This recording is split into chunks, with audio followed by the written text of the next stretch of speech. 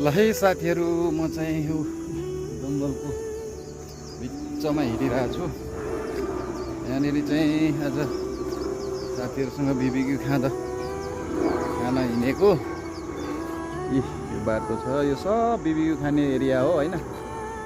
जङ्गलको बिचमा डाँडामा छ है यो साथी, डाँडामा यो टोइलेट हो, यो सब बिबिक्यू खाने ठाउँ हो। यो टेबलहरू चुलाहरू है यता छ, टन्नै छ। उता उता पुरै माथिसम्म छ, सबै हो यो। देख्नुभयो नि साथीहरू, कति रमाइलो छ।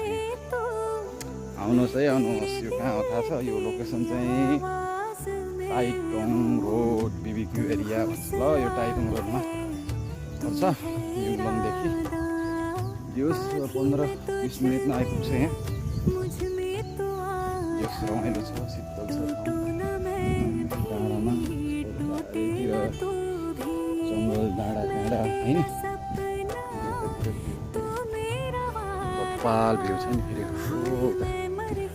देख्नुभयो? सब युङलङको भ्यू हो यो।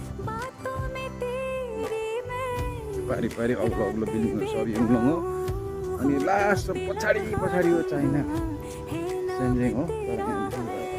आँखाले देखिएछ, तर क्यामेराले खासै भ्याउँदैन होला। साथीहरू चाहिँ यहाँ बसिरह, कोही मासु पोल्दैछन्, कोही खाँदैछन्, कोही झ्याप भएर गफ देख्दैछ।